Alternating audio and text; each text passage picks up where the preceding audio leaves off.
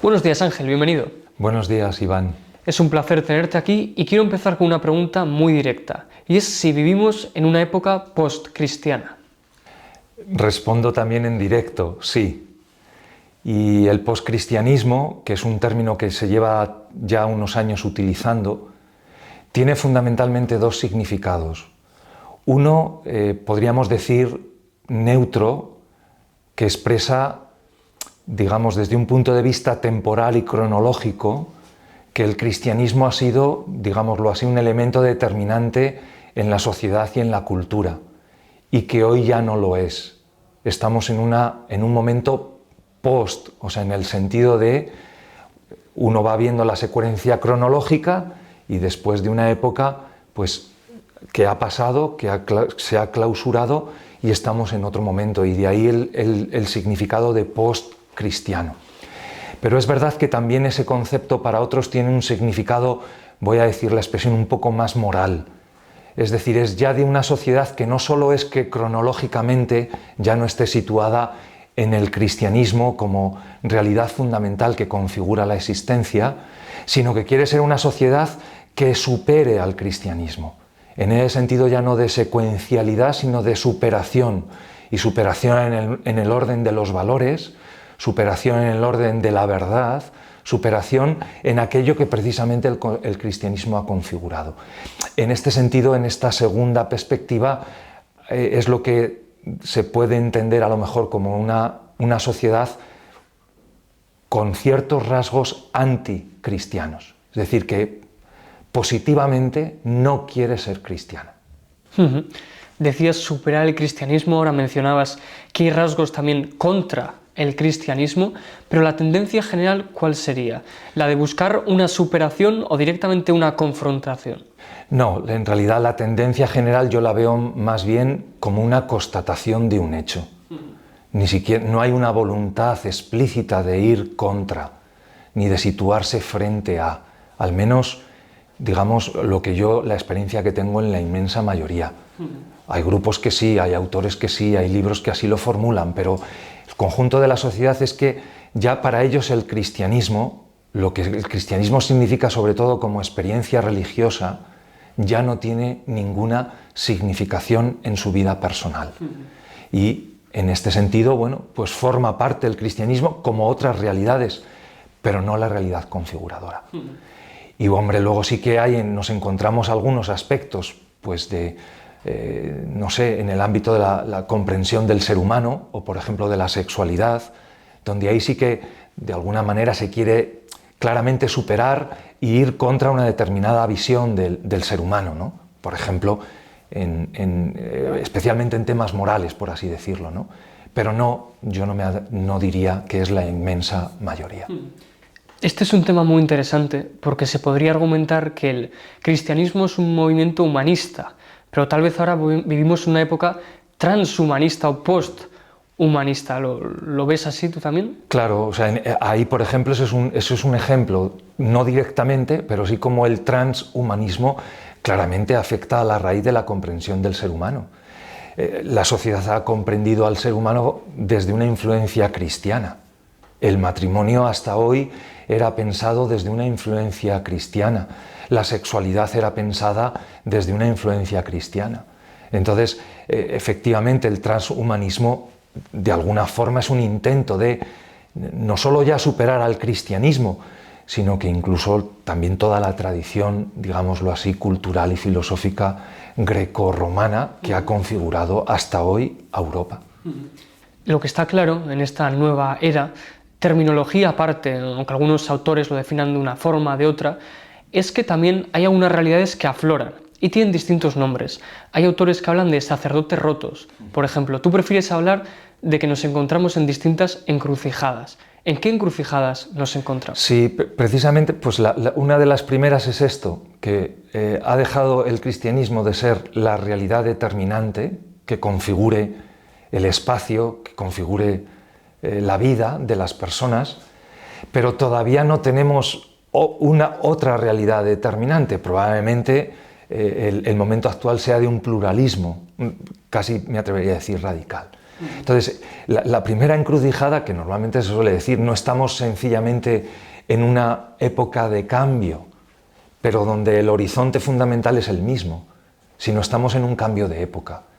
Pero en un cambio de época donde todavía lo nuevo no ha terminado de configurarse.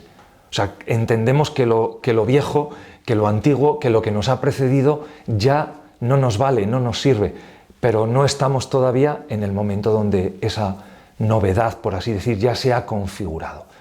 Entonces, bueno, ahí me ponías la expresión de sacerdotes rotos, por ejemplo, que es un término que utilizó un obispo francés para hablar de la experiencia de algunos sacerdotes en la actualidad, ¿no? Yo no soy tan radical, no creo que estemos rotos, pero sí es cierto que vivimos una serie de encrucijadas. Una de ellas de estas es, digámoslo así, probablemente la más significativa. Otra, por ejemplo, es cómo se comprende al ser humano o cómo comprendemos la sexualidad. Tengamos en cuenta que la vocación sacerdotal fundamentalmente es una vocación célibe, en un contexto cultural donde de alguna manera el celibato casi no se comprende. No se puede entender que una persona viva, digamos, de forma celibataria, ¿no? O, por ejemplo, también otra de las encrucijadas que esta nos ha situado el Papa Francisco, siempre hemos entendido fundamentalmente la tarea, no sé cómo decir, de gobierno, de representación de la Iglesia, digamos, dirigida hacia los sacerdotes. Eso hoy lo tenemos que vivir en un contexto donde a la vez tenemos que ser conscientes que somos hermanos entre hermanos. Es decir, esa autoridad tiene que ser vivida en una iglesia fraterna. Francisco lo ha denominado sinodalidad. Eso también genera una cierta tensión y encrucijada en muchos sacerdotes, pues porque la historia venía o traía que el ejercicio del ministerio tenía que ser eminentemente de forma, digamos, autoritaria. Y hoy, sin embargo, pues a la vez que eso, tenemos que realizar un ministerio enraizado en la vida de la comunidad cristiana. Esta época, sin duda, de transición crea conflictos, crea sufrimiento, diría incluso, pero en realidad hay una parte muy esencial del cristianismo que es la búsqueda constante, estar vagando en busca siempre de una mirada más nueva que te acerque a la verdad. Entonces, pese a las molestias o sufrimientos que te pueda crear como cristiano esta situación, ¿qué de esperanza trae también que continuamos este camino de búsqueda en un entorno fragmentado, polarizado, de modernidad líquida, pero que estoy seguro que también tiene muchas cosas interesantes y que los cristianos pueden llevar y sentir de buen provecho para sus vidas? Sí, tienes razón, Iván, todo tiempo es tiempo de gracia. La expresión que utilizamos habitualmente en el mundo cristiano es la expresión kairos, que es tiempo favorable. Entonces, en ese sentido, un cristiano nunca puede mirar hacia atrás con nostalgia, ni tampoco estar ahí pendiente de una especie de futuro que no sabe si terminará por llegar. Dios nos ha dado a cada uno de nosotros este único tiempo.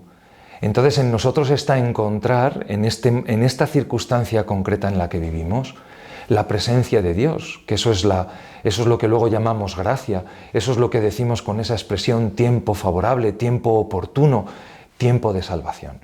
Entonces yo no soy nostálgico del pasado, no soy tampoco de estos que diga hay que cruzarse de brazos y esperar a que venga un futuro mejor.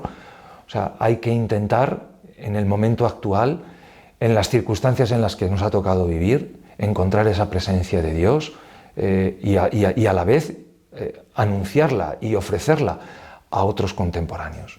Y por ejemplo, pues tú citabas un texto de la carta a los Hebreos, a la cual hace también referencia la primera carta de Pedro, donde efectivamente al final el cristiano en el mundo, se sabe conciudadano de este mundo, pero por otro lado extranjero en este mundo, pero no tenemos en este mundo morada permanente, sino que vamos en busca siempre de esa, como dice el texto de la Escritura, en esa Jerusalén celeste o Jerusalén celestial.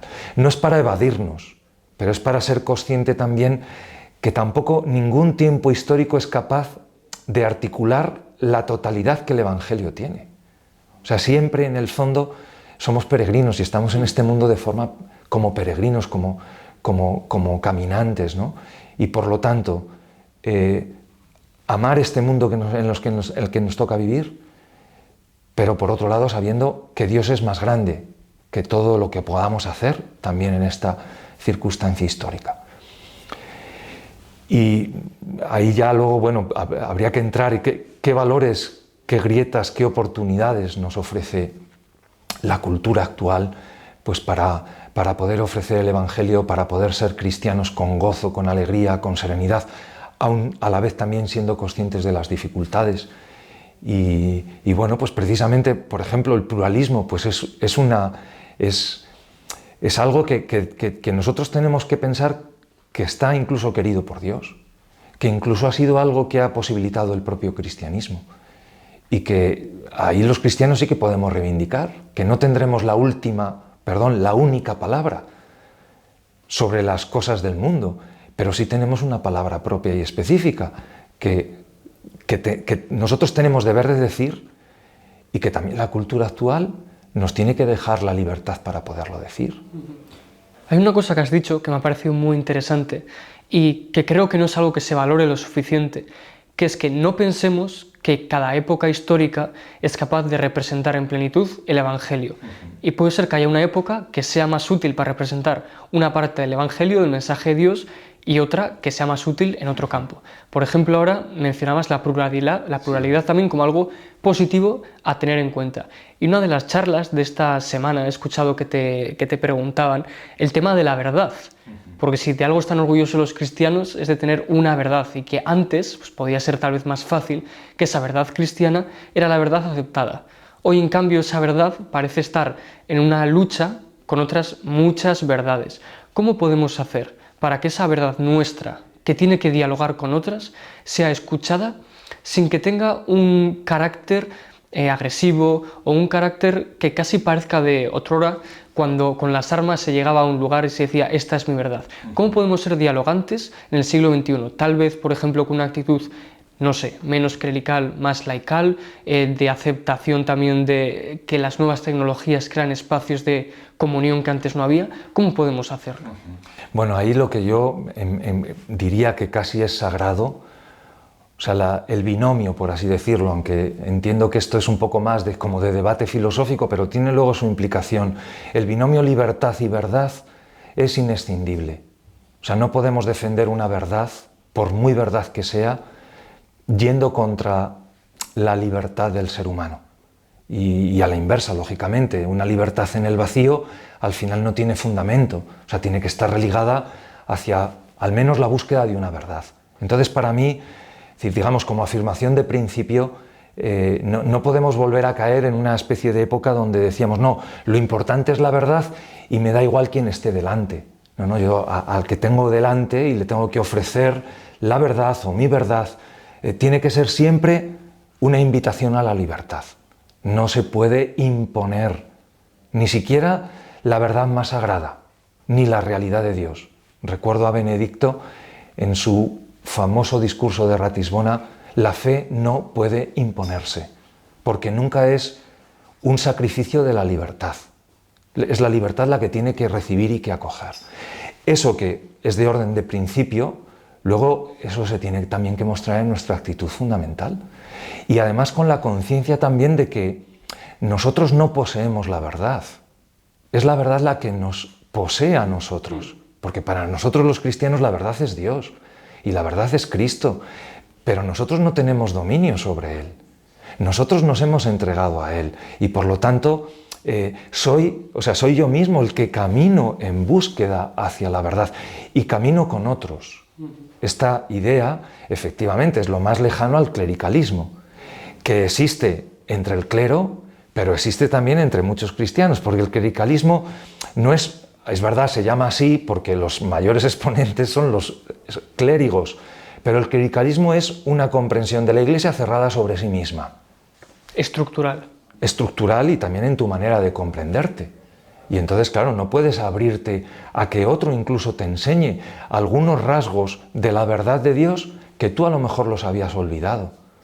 Yo tengo en mente autores como Gianni Bátimo, que nadie se escandalice, donde él... Yo estuve leyendo hace poco a Bátimo. Pues él nos ha ayudado a recuperar a los cristianos, no es que lo hubiéramos olvidado, pero él ha puesto el grito, no, el Dios humilde, el Dios kenótico, el Dios encarnado, el Dios que no se impone. Muy dialogante, es lo que más me sorprendió cuando lo leí, que lo leí hace unas pocas semanas, y era precisamente, él planteaba cómo ser cristiano en el siglo XXI y planteaba ese diálogo que no podía uno plantear la imposición de dogmas como tal vez se hizo en otro tiempo, pero que hoy la sociedad es distinta y el Dios del que tenemos que hablar, no distinto porque es el mismo, pero tal vez el enfoque es fundamental ver cuál se adapta al tiempo actual para poder extender el mensaje.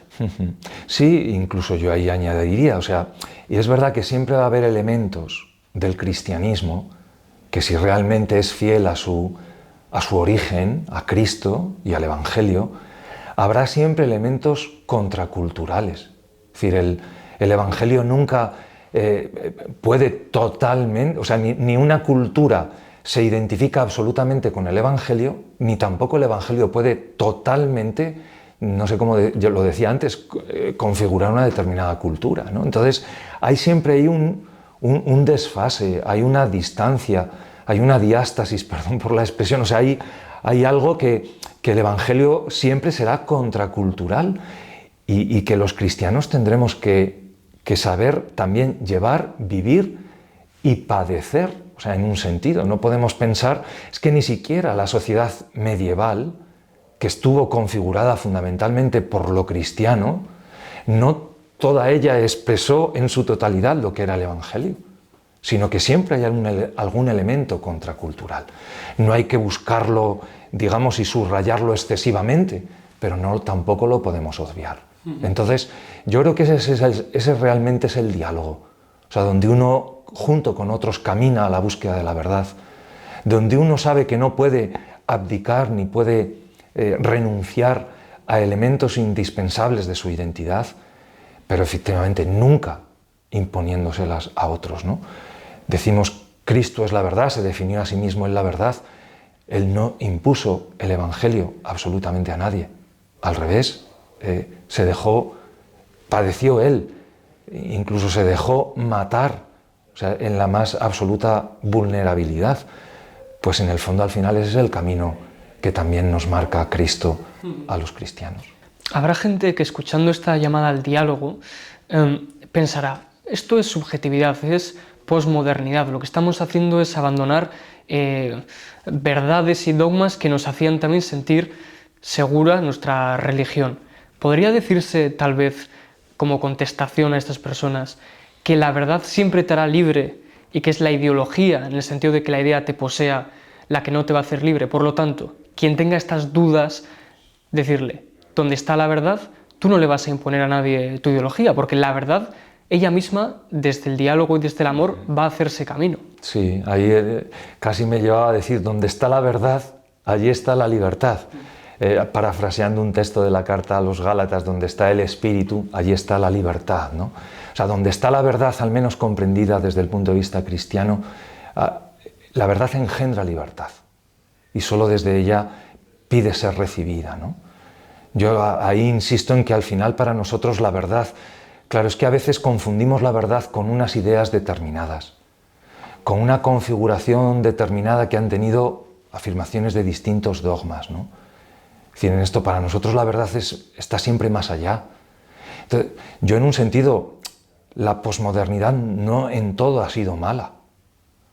Porque efectivamente la posmodernidad dice, y con razón, que siempre la mirada del hombre es relativa. Y en eso también la nuestra. Es decir, tiene la capacidad para ver unas cosas y no ver otras. No, porque estamos limitados por nuestra... Y eso no significa abdicar de la verdad, pero sí siempre ser conscientes de que nuestra comprensión de la verdad es histórica y nuestra comprensión de la verdad está siempre en camino. Yo aquí recuerdo el Evangelio de Juan, donde el Espíritu precisamente es dado para conducir a los discípulos hasta la verdad completa. Por lo tanto, creo que si esta etapa de la historia que llamamos postmoderna, en un concepto análogo al del postcristiano, nos ayuda a entender que estamos en camino a la búsqueda de la verdad y no la poseemos para arrojarla a los demás, pues también ahí habría que encontrar una palabra que Dios nos está diciendo a los cristianos hoy. Pero no, Esto no significa un relativismo radical, donde digamos no hay verdad, donde no podemos dialogar en torno a la verdad. Esto no es así, pero a la vez somos conscientes de que nosotros no la poseemos totalmente. Ya para ir concluyendo la entrevista, mencionabas a Bátimo. Si tuvieras que recomendarle a autores o personas de interés a las personas que nos han escuchado para profundizar en lo que son también pues, la fuente de tus conferencias, ¿qué autores o qué libros, qué personas de interés recomendarías para que la gente pueda seguir profundizando en esta nueva iglesia y en cómo transmitir el Evangelio en el siglo XXI? Uy, madre, así ahora no sabría yo decir... He ido a pillar igual. Claro, ¿qué autores? Claro, ahí todo depende. O sea, yo ahí, por un lado, yo soy un gran defensor de la gran tradición de la Iglesia. Y a mí este me parece, por ejemplo, un error que a veces tenemos en nuestras comunidades cristianas en la actualidad. Nos olvidamos de los grandes que han fecundado la tradición cristiana. De Gregorio de Nisa, de Orígenes, de Ireneo de León, de Agustín de Hipona, de Juan de la Cruz, de Ignacio de Loyola. O sea, yo creo que al final, cuando uno tiene que inspirarse realmente en autores de fondo, yo creo que hay que ir al gran tesoro de la tradición cristiana. Luego, lógicamente, también, por decirlo de alguna manera, hay que aprender de autores que no sean específicamente cristianos. Por ejemplo, un autor del cual yo he aprendido mucho, y especialmente por las críticas al cristianismo, o sea, no para aceptar sus teorías, sino precisamente para encontrarme un interlocutor que incluso rechaza la experiencia propia del cristianismo, un autor como Nietzsche, por ejemplo. A mí me parece un autor bastante fecundo en este sentido, porque además es una persona que se toma la vida en serio.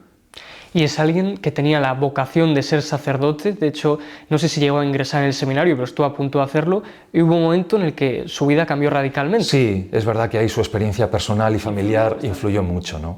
Entonces, pero bueno, digo que hay que ir a los grandes, incluso, o sea, a los grandes de la tradición cristiana, incluso a los grandes críticos cristianos. O sea, hay algunos que se llaman ateos y que escriben libros que dan risa. O sea, porque lo primero que no se toman ellos en serio es, primero su vida y luego el cristianismo. Yo quiero un crítico que se lo pregunte en serio y que también me tome en serio a mí, ¿no? Hombre, y luego ya autores, por ejemplo, para mí, Joseph Ratzinger, que es uno, digamos, de los últimos grandes teólogos del siglo XX, fallecido hace poco, Papa, Benedicto XVI, a mí me parece que es un autor que este tema siempre le estuvo dando muchas vueltas.